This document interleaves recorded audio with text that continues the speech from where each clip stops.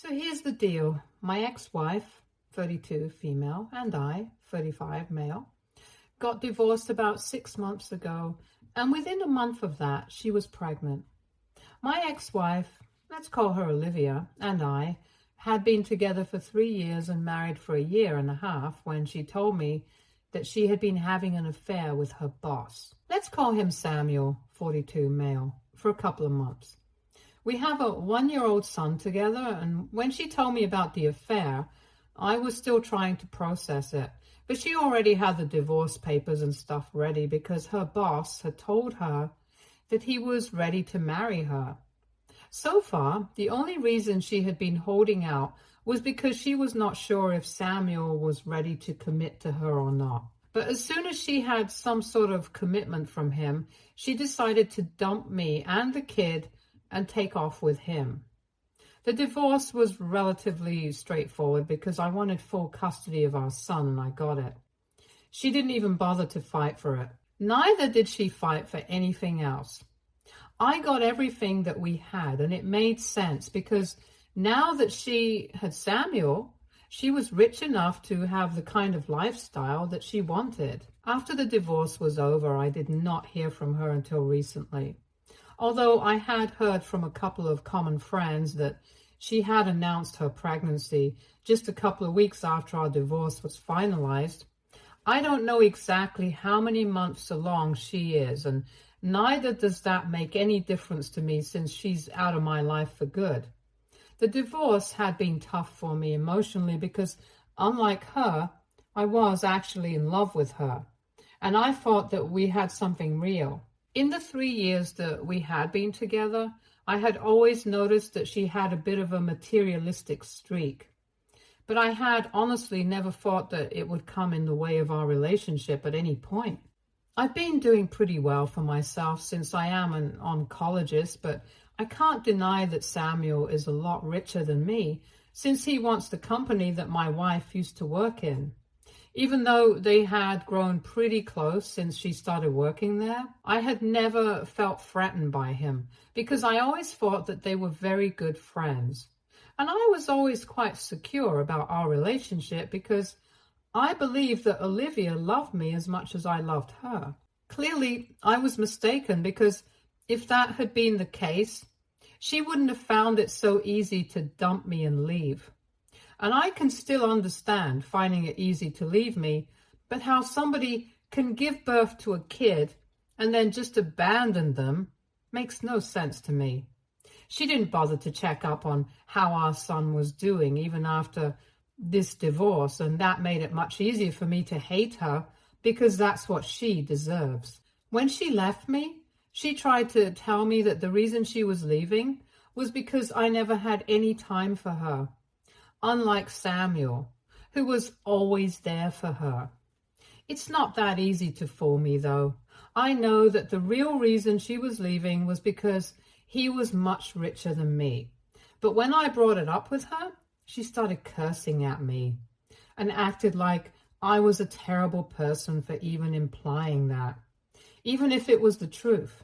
But anyway, the reason she reached out to me recently was also something to do with money. And that just proved me right because recently I have been named as the sole heir to my uncle's fortune. For context, my uncle was a businessman who built a fortune for himself in real estate and owns one of the largest real estate companies in the state.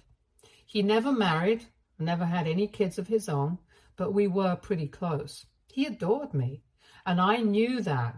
But I still hadn't expected him to name me as the sole heir to everything that he owned. Everything is still being evaluated, but I know for a fact that I'm looking at an estate worth more than $2 million.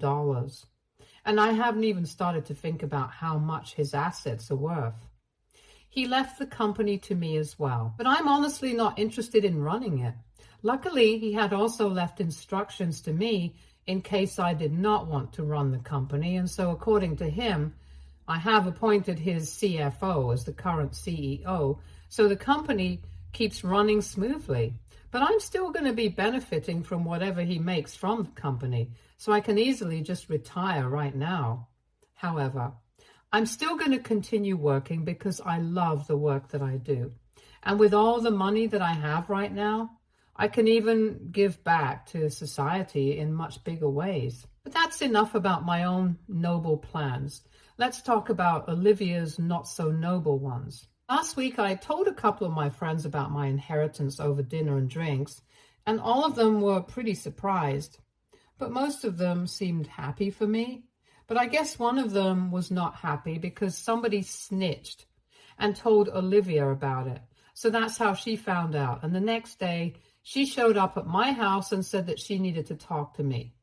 She was heavily pregnant, and I was about to tell her to go away, but I had a gut feeling that I would want to hear her out. So I decided to let her in because she was back after almost 6 months of the divorce. And I guess that it had to be something important that brought her here.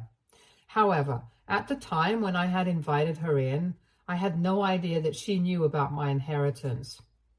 Anyway, she tried to make some small talk with me, but I was really not interested, so I just restricted myself to one-word replies. Then she congratulated me on the inheritance, which was her first mistake.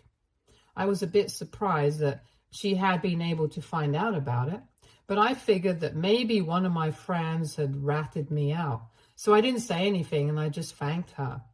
She then asked about our son and how he was doing, and that really upset me because for the past 6 months, she had pretended that she didn't even have a kid. And now all of a sudden, she had a conscience and wanted to know how her kid was doing. I ended up snapping, and I'm pretty thankful that my son was not at home at the time. He was with my parents because otherwise he would have heard the way that I spoke to his mother. I don't regret it though, since she totally deserves it. Anyway, when she asked about our son, I just told her to get to the point and stop beating around the bush because I knew that she was here with some purpose and not just to make small talk and ask about things that she didn't even care about. I was getting really impatient, and she could see that. So she decided to get to the point and told me that she was here to discuss the new addition to our family. Obviously, I was very confused because I had assumed that she was pregnant with her boss's baby and not mine. She had been pretty sure about it back when we were separating, and I was so emotionally distraught about so many things that I didn't even question it. In any case, even if the baby was mine, I knew that one paternity test after the baby was born would let me know, and I would deal with that when it happened. But as long as she was pregnant, it was better that Samuel dealt with her because I didn't want anything to do with her unless the baby was mine. It sounds mean, but that's how it was, and I didn't think she would care about it either because she was pretty confident that the baby was Samuel's. Anyways, I was quite shocked when she referred to the baby as the new addition to our family because I didn't know if that was a fact or not. So I first decided to ask her if she was sure about the paternity, and if the baby was not mine, I had no interest in speaking to her anymore. But instead of taking the hint, she told me that she hadn't conducted a paternity test yet, but would do so if that's what I wanted. However, regardless of who the biological father of the baby was, she believed that since she was still married to me when the baby was conceived, I had an equal right to the child as well. And we hadn't discussed this earlier, but it was about time that we did since she was just a couple of weeks away from giving birth. Then she dropped a bombshell on me and told me that she wanted my name on the baby's birth certificate as the father because she believed that it would be better for both her kids to have the same last name. I definitely had not seen that coming, and it took me a couple of minutes to even process what she was saying. But once I had done that, I immediately declined. I didn't really want to, but I ended up laughing in her face because her plan was so stupid. It was quite easy for me to connect the dots, and she had already made the mistake of letting me know that she knew about the inheritance. So now she was obviously trying to secure the baby's future, and in some way, even her own, by making sure that I took responsibility for the baby and perhaps even pay child support. Now that I was suddenly richer than even Samuel, she was singing a different tune around me, and I found that very funny, so I ended up laughing in her face at her plan. I straight up told her that she was really stupid for even thinking that I would entertain an idea like this. And I told her to get out of my house because I didn't want to speak to her anymore. But she didn't leave. She continued to sit there and try to reason with me. She told me that she was ready to get a paternity test, but she believed that it would be better for her children to have at least some sort of a relationship, and having the same last name would help them bond better with each other. She tried to make it seem like she really cared about the kids and their relationship. So she was actually asking me to allow her to add my name to the birth certificate of her baby so that our son would have a sibling and would find it easy to relate to the baby once they were born. It was pathetic because she herself hadn't been there for our son for the past 6 months after our divorce and hadn't even bothered to check up on him, even though she had visitation rights. So I told her that our son barely even had a mother anymore, and now she was acting like it was important for her to make sure that our son was able to bond with his sibling. And even if I were to agree that our son should have a relationship with his sibling or half-sibling, depending on who the father is, it still doesn't make sense to add me to the birth certificate as the father of the baby if I'm not actually the biological father. So I made it very clear to her, if the paternity test proves that the father is me, then I might even entertain her idea. But if it doesn't, then I'm simply not interested. Once I made that clear to her, she tried to argue with me some more and was desperately trying to make it seem like she really cared about the relationship that her future baby would have with our son, regardless of who the parent was, and that's why she wanted my name on the birth certificate. But I knew that the real reason was my inheritance and nothing else. And I told her that I knew what she was actually after, so she shouldn't take me for a fool. And obviously she was not happy about the implication that she was a gold digger, so she started screaming at me again. But I just told her to leave because otherwise I would call the cops. And she finally left. I could tell that she was regretting leaving me, but this was just karma for screwing me over. And after she left, I was still pretty upset about what she had tried to pull off because I couldn't believe that she thought I was actually that stupid. And I was just going to let her name me as the father of the baby. Of course, if I'm actually the father of the baby, then I would have no issues. But her suggestion that all our kids should have the same last name, and that's why she wants to admit the birth certificate of the baby, regardless of whether I'm actually the father or not, just did not sit well with me. Had she come to me to ask for a paternity test so we could find out the actual parentage and then worked our way forward, then I might have respected it. But this was clearly just a plan for her to claim her stake in my inheritance. Because she couldn't come up with a valid plan, she was grasping at straws. I was pretty upset, and I couldn't let this go without retaliating because so far I hadn't done anything at all to get back at her. But after she had come to visit me and we had that discussion, I was so angry that I decided to reach out to Samuel, and I sent him an email about what just happened. At that point, I did not even care if he already knew about her plan or not. I just wanted to create trouble in some way or the other, and that was the only idea that I could come up with.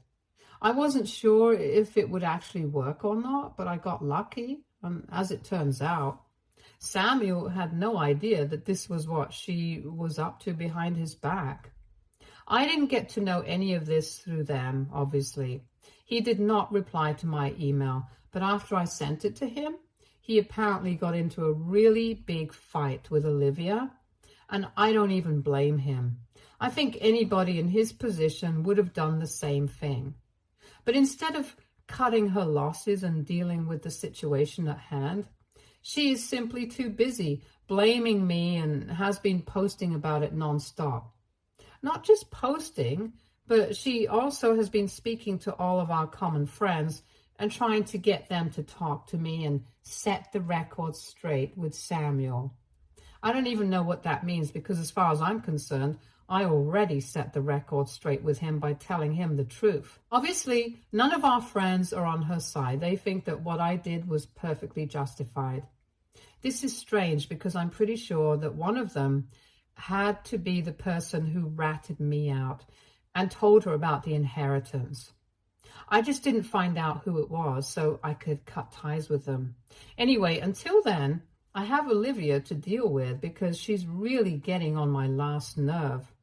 She has been posting relentlessly about how I'm jealous of her lifestyle and I'm upset about the fact that she left me, which is why I have been actively trying to ruin her relationship with Samuel and feeding him a bunch of lies about why she visited me last week. She claims that she only visited me to see her son since I haven't allowed her to see him. Even that day, she was fighting with me because she wanted to see him and I refused to bring him back from his grandparents' place. That's what she wants me to admit. But I'm not going to do that since that's clearly a lie. I have done everything in my power to avoid speaking to her or interacting with her, but she just won't stop talking about me. And it's getting a bit too much because for the past week, she has posted about me every single day, and it's just annoying that she thinks that she can get away with lying about what really happened. Most of our friends know the truth, but a lot of people are even supporting her in the comments section, mostly people who don't know me. And I know that she's doing all of this for sympathy so that Samuel can fix things with her and buy a bunch of lies that she has been spewing. However, if it's coming at the cost of my reputation, even if it's among people who don't even know me, I don't think that it's fair. So I have been considering putting out the truth for everyone to see. And the reason that I have held back is because I know that it's going to damage her reputation significantly. And Samuel is definitely going to dump her. They're not even married yet, so it's going to be very easy for him to just leave, since they're only engaged. But before I do that, I want to make sure that I'm doing the right thing. So WIBTA, if I posted about how my ex-wife wanted to name me as the father of her baby in the birth certificate, update 1. So I did it. I actually posted the truth before even opening the comment section here because my gut feeling said that I should just go for it, and that's what I did. Afterwards, I came to Reddit to validate my decision, and I'm very grateful that most people believe that posting my side of the story would be the right thing to do. I had blocked her after the divorce, but I unblocked her just so she would be able to see this post. Most of our friends are supporting me, and even though I know that I'm doing that, I think that with or without the support, I think it means a lot to me that they are standing by me, because I'm pretty sure it's really pissing her off. She hasn't been able to get the kind of sympathy that she wanted. And from what I know, she hasn't had to move back in with her parents because Samuel doesn't want her living with him anymore. It has been a week and 4 days since I sent Samuel that email. And even though he hasn't replied to me, a lot of things have happened since then. And I know that there is trouble in paradise. I'm pretty glad that this is happening to them because she left me and our son for someone else, just because he was richer than me. And Samuel, well, he was just a homewrecker.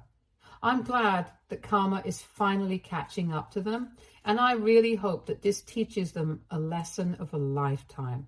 Even if it doesn't really matter because I'm still going to be rich, and I'll be happy with or without them. My son and I are even planning on taking a vacation in a couple of weeks because I think I need a break. I've been working myself to the bone ever since the divorce, and now that I'm finally getting the closure that I thought I needed, I think a well-deserved break will do me a lot of good.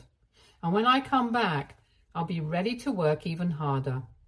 The only piece of the puzzle that I haven't been able to figure out yet is who exactly had ratted me out to Olivia, because so far I have asked several of my friends if they had said anything about my inheritance to Olivia, and all of them have denied having anything to do with it. The people who I had told about the inheritance are really close to me, so I really hate the idea that one of them had been lying to me. But well, that's how it is.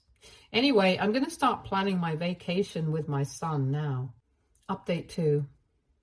Olivia showed up at my door again today, and this time my son was at home as well. So I told her to go away instantly because I was pretty sure that she was not here to see him, and she was here to probably pick a fight with me, and I didn't want my son to see me acting like that, since Olivia just brings out the worst in me.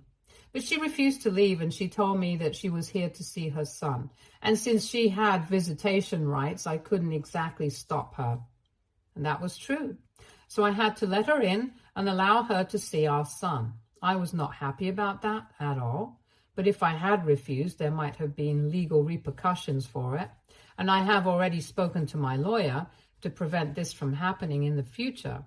Just to be clear, it's not that I don't want her to see our son at all. I would obviously love for our son to be able to have a normal relationship with both his parents, but I don't want her coming and going out of his life whenever she wants to. The first time that she left home to move in with Samuel, she didn't even bother to say goodbye to our son, and it was very obvious that in the following weeks, he had found it very difficult to cope with her absence. I did not want that repeating once again, so I've spoken to my lawyer, and we are going to file for supervised custody visits so I can monitor when she gets to see him and she can't waltz in and out whenever she wants to, because that's not good for our son.